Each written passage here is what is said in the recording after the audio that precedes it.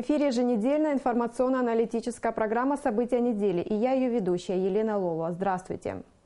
1 октября двое преступников, которые сидели в камере следственного изолятора МВД за совершение тяжких преступлений, совершили побег. Мы решили поговорить о ситуации в местах лишения свободы и условиях содержания заключенных. Эту тему мы обсудим с гостем в студии. А пока давайте вспомним о наиболее заметных событиях уходящей недели.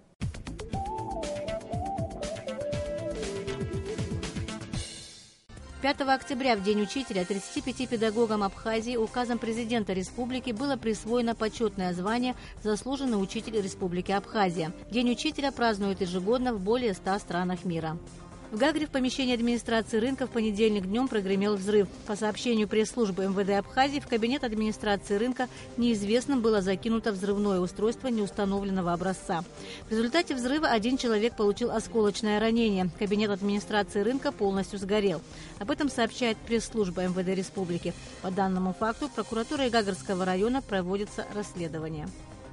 6 октября в Гагре отметили День освобождения района от войск Госсовета Грузии в период Отечественной войны народа Абхазии. Почтить память погибших воинов при освобождении Гагарского района к мемориалу славы пришли ветераны войны, семьи погибших, руководство района, школьники, общественность. Абхазо-российскую границу в курортном сезоне 2015 года пересекло 5 миллионов человек, что почти на миллион больше, чем 2 года назад, когда пограничники фиксировали самые интенсивные пассажирские транспортные потоки за всю историю существования многостороннего автомобильного пункта пропуска «Адлер». Об этом говорится в сообщении УФСБ России.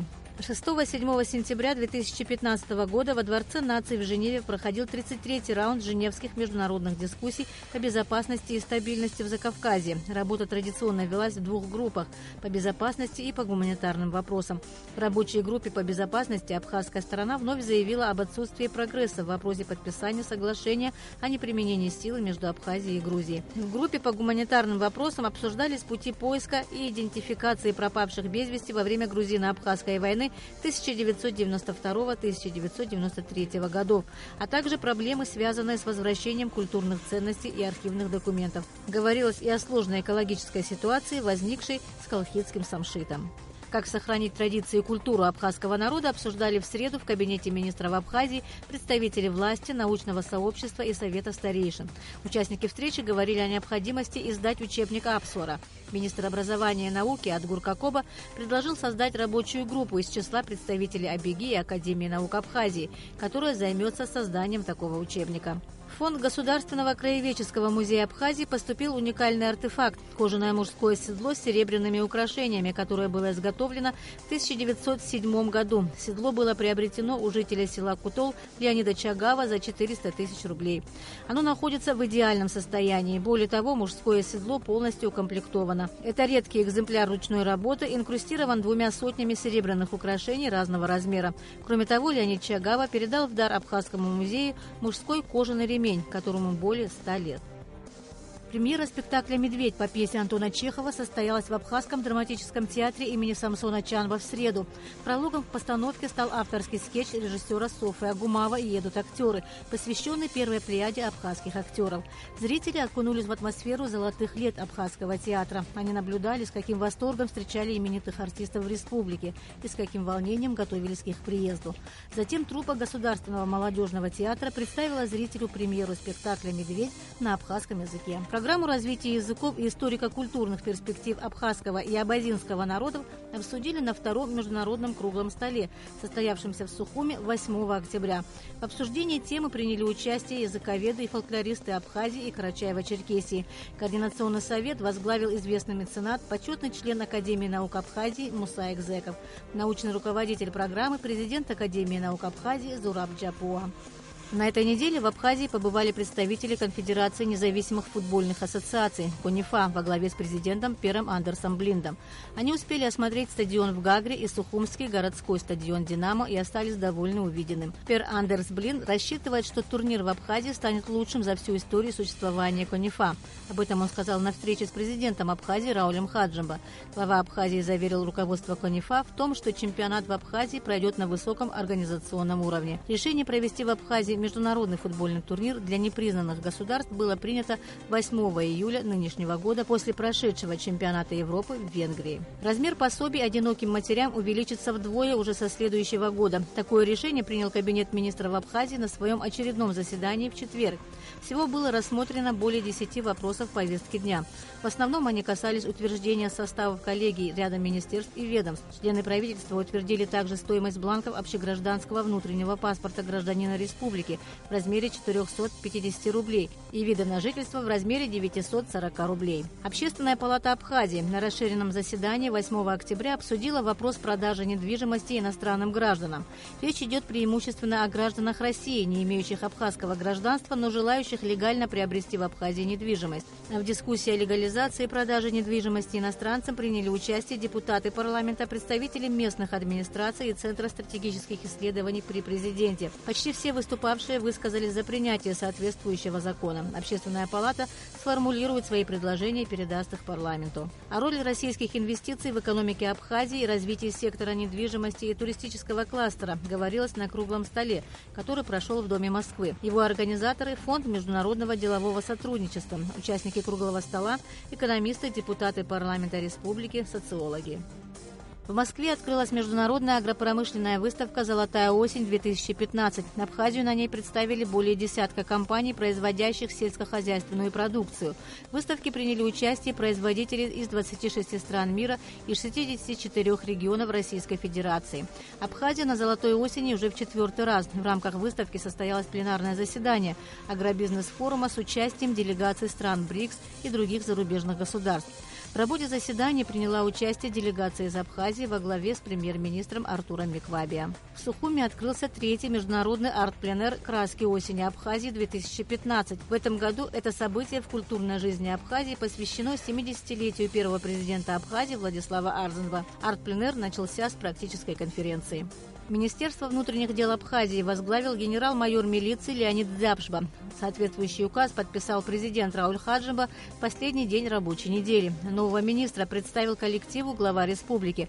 Леонид Дзяпшба был министром внутренних дел Абхазии с сентября 2010 по октябрь 2011 года. В 2014 году он баллотировался на пост президента республики. Предшествующий министр внутренних дел Беслан Хагба был освобожден от занимаемой должности по собственному желанию. В первую очередь необходимо владеть оперативной ситуацией, и ею нужно управлять, а не она должна управлять нами. Сегодня же вы сами видите, вверх берут криминальные авторитеты. Их стало больше, чем вас, сотрудников, и нас всех вместе. В маленькой стране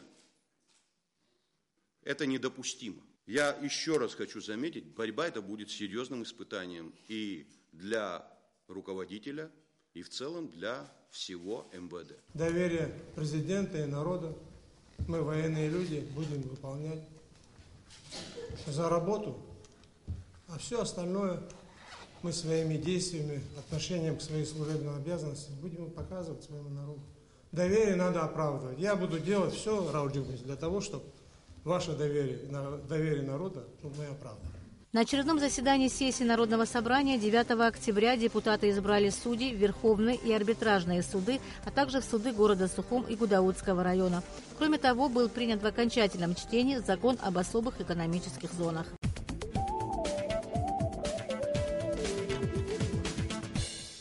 Это все, чем запомнилась уходящая неделя. А сейчас поговорим о ситуации в местах лишения свободы и условиях содержания осужденных в ВВС.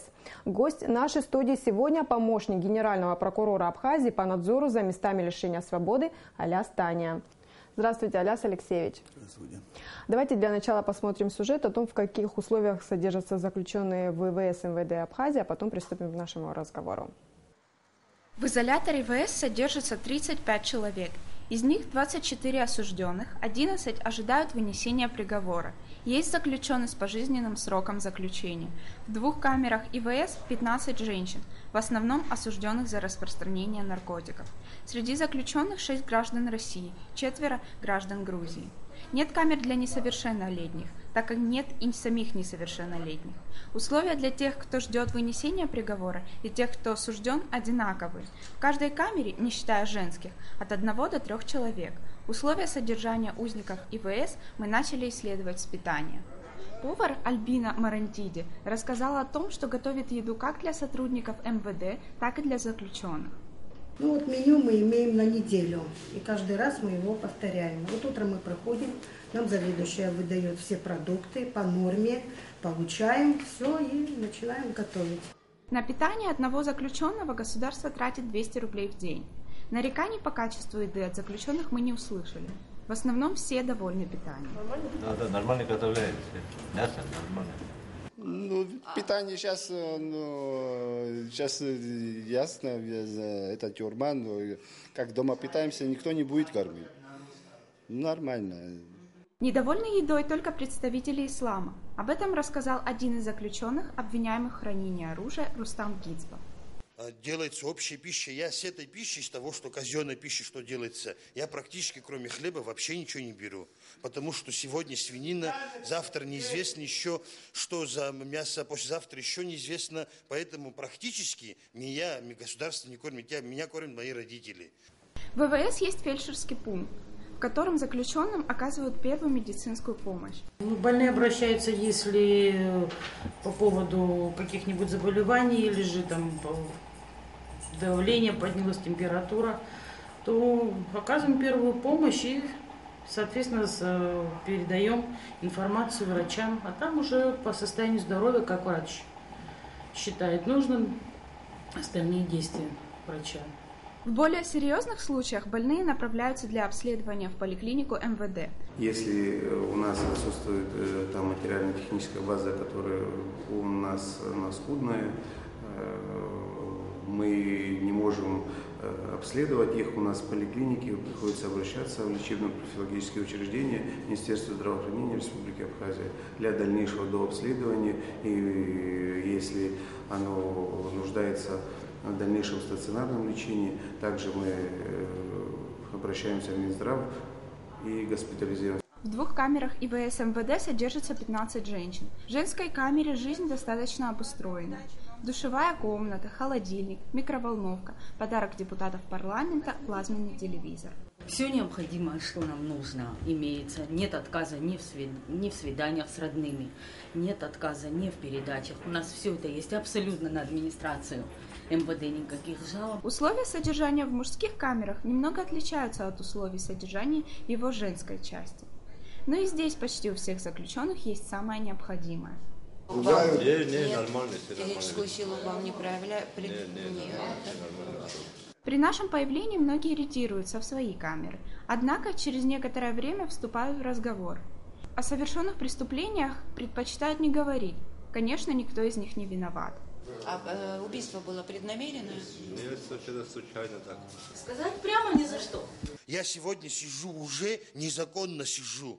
В документах, нормирующих содержание ВВС, предусмотрена одна прогулка, но учитывая то, что заключенные содержатся после вынесения приговора не в тюрьмах, а в ВВС, руководство изолятора увеличило время прогулки. Прогулка у нас в такой же камере, на 3-м этаже, то есть она закрыта, вот такого вот размера примерно комната с решетками. Есть коридор, по которому можно походить, размяться немножечко. Хотелось бы, конечно, чтобы это было на улице, чтобы выводили дышать свежим воздухом. Но я думаю, что это вопрос времени. Мы понимаем, мы реалисты, мы прекрасно понимаем, что мы находимся в крытой системе. Ремонт бы, конечно, хотелось бы, да, то есть... В принципе, так в целом условия нормальные, то есть и кормят нормально, то есть и мясо есть, ну, как бы в целом все хорошо. Некоторое время назад парламент ратифицировал Российско-Абхазское соглашение, и теперь граждане Абхазии и России могут выбирать страну, в которой будут отбывать срок наказания. Еще решил не окончательно, так как, не знаю, здесь у меня есть возможность на условно-досрочное освобождение, как бы есть вариант. А в России пока точно не знаю, есть ли такая возможность. Действительно, никто не хочет туда. В связи с тем, что у нас-то они сидят год за 2, там, за 1,5, там, вот из-за этого они не хотят туда ехать в Российскую Федерацию, отбивать срок наказания. Среди 35 заключенных мы все же нашли недовольных. Хорошо, что я не курю. Я курил, я уже тубиком заболел бы.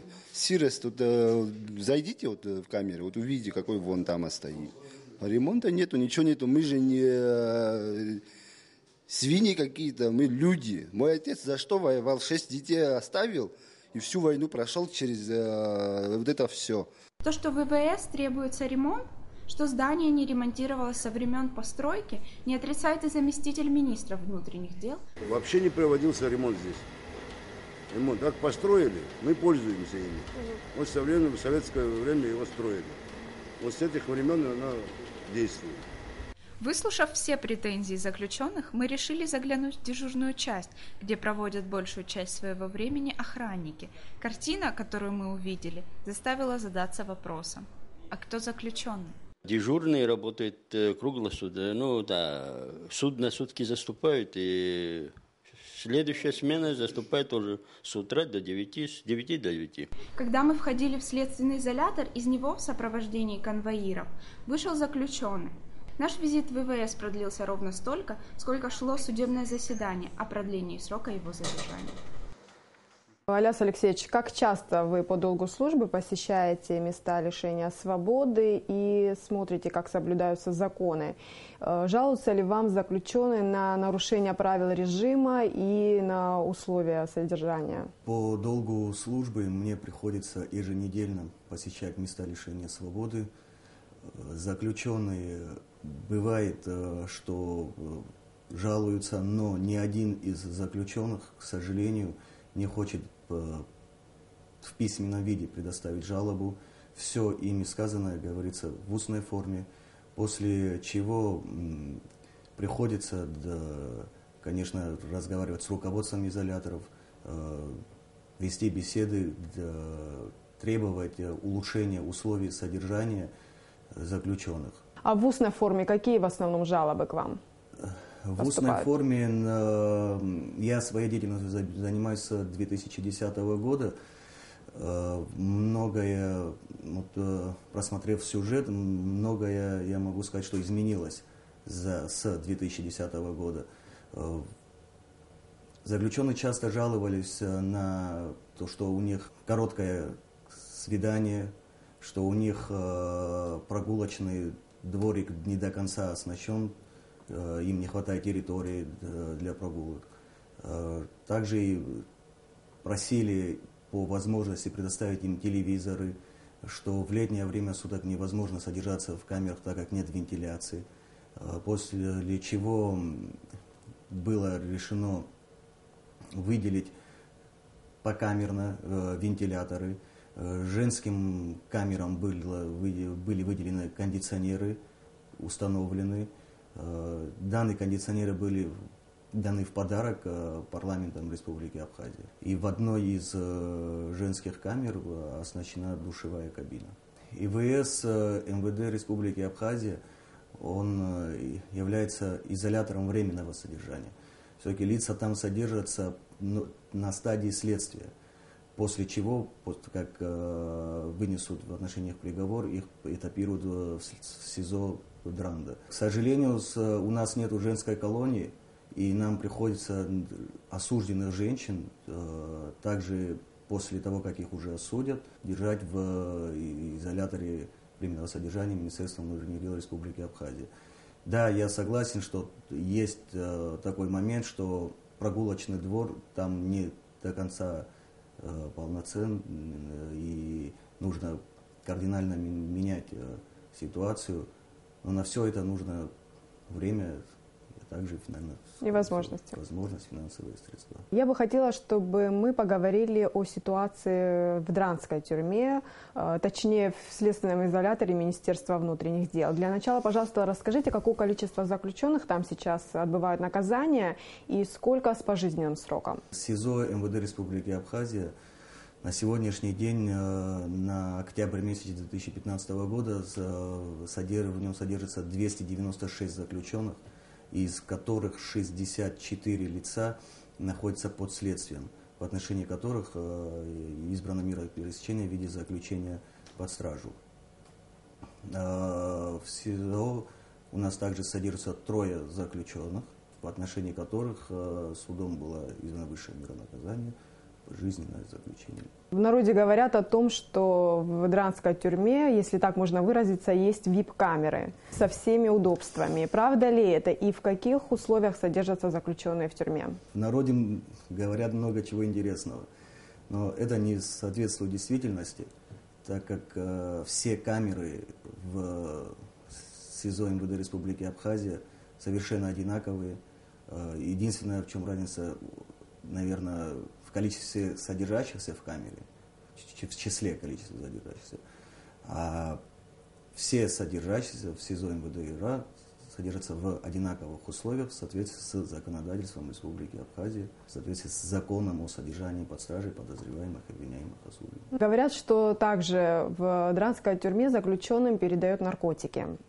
Даже приводились факты о том, что в течение 1 дня дважды заключенного доставляли в медучреждение с передозировкой. Правда ли это? Если да, то возбуждались ли уголовные дела в отношении должностных лиц? Факта доставления с наркотическим отравлением в медицинское учреждение не подтверждается.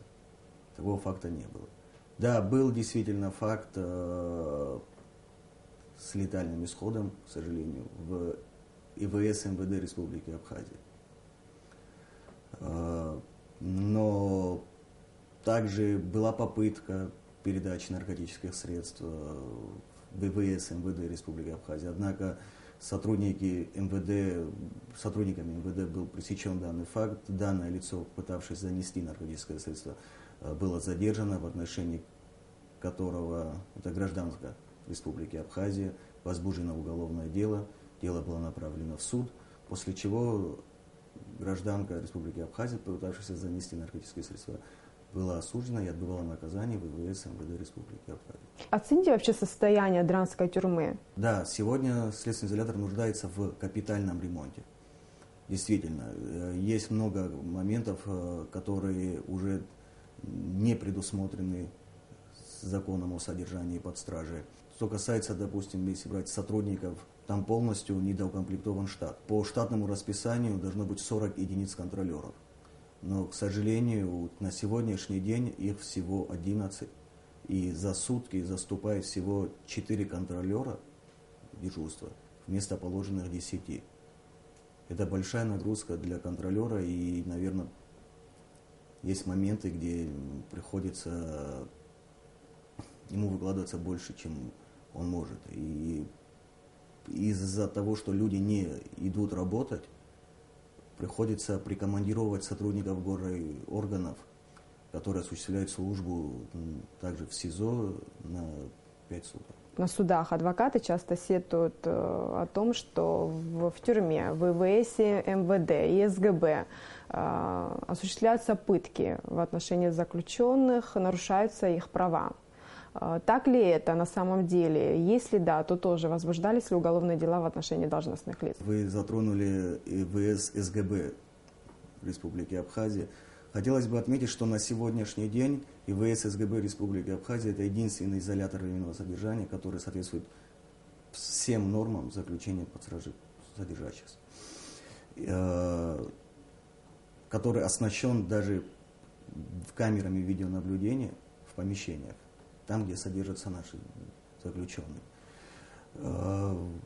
Повторяюсь, с 2010 года я занимаюсь своей деятельностью, и ни разу, ни во время покамерного обхода, ни во время личных бесед с содержащимися, от них жалоб и заявлений ко мне никогда не поступало, что сотрудники правоохранительных органов относятся к ним как-то, можно сказать, предвзято, и либо, как они часто, я слышу, любят выражаться, издеваются над нами. Таких фактов не было, а также у каждого из заключенных есть родственники, есть адвокаты, которые могут в любое время написать заявление, жалобу. Но таких даже... То есть заявлений ни от адвокатов, ни от родственников в Огрельной прокуратуре тоже не поступало. Да. 1 октября из ИВС МВД сбежали 2 заключенных. Это Хазаля и Хася. Как им удалось это сделать? Это был подкуп или подкоп? И кто занимается расследованием этого дела? Данные заключенные избежали путем подкопа. На место происшествия выехала следственная группа Генеральной прокуратуры Республики Абхазия. Было возбуждено уголовное дело, ведется следствие. Нужно ли пересматривать ранее принятое решение о том, что год наказания идет за 2, а то и за 3 года из-за плохих условий содержания? Как вы считаете? Пока мы на сегодняшний день не создадим полноценные условия для содержания, я считаю, нельзя, потому что граждане наказываются к различным формам наказания. Кто-то колонии поселения, кто-то в форме общего режима, кто строгого режима и строгого режима. Но так как у нас получается один следственный изолятор, то есть это тюрьма одна в СИЗО МВД Республики Абхазия, нам приходится все содержать в одинаковых условиях. Это, наверное, будет и не до конца правильно, что заключенные осуждены к строгому режиму и заключенные осуждены к общему режиму, если у нас будут содержаться в одинаковых условиях. Все-таки режимы разные, и нужно этот момент тоже учитывать. Недавно парламент Абхазии одобрил Абхазо-Российское соглашение о передаче для отбывания наказания лиц, осужденных к лишению свободы. То есть осужденный к лишению свободы на территории Российской Федерации гражданин Абхазии может быть передан на родину для дальнейшего отбывания наказания. Как работает это соглашение? Какое количество граждан Абхазии отбывает наказание в российских тюрьмах? И сколько из них уже обратилось в прокуратуру для того, чтобы их перевели на родину? Данный договор был подписан в городе Санкт-Петербурге между Генеральной прокуратурой Республики Абхазия и Министерством юстиции Российской Федерации. Но, к сожалению, на сегодняшний день мы не обладаем информацией, сколько наших граждан Республики Абхазия отбывают наказание на территории Российской Федерации. Но было одно ходатайство, которое было удовлетворено, и гражданин Республики Абхазия этапирован для продолжения отбывания срока наказания с Российской Федерации в СИЗО МВД Республики Абхазия. А каков порядок?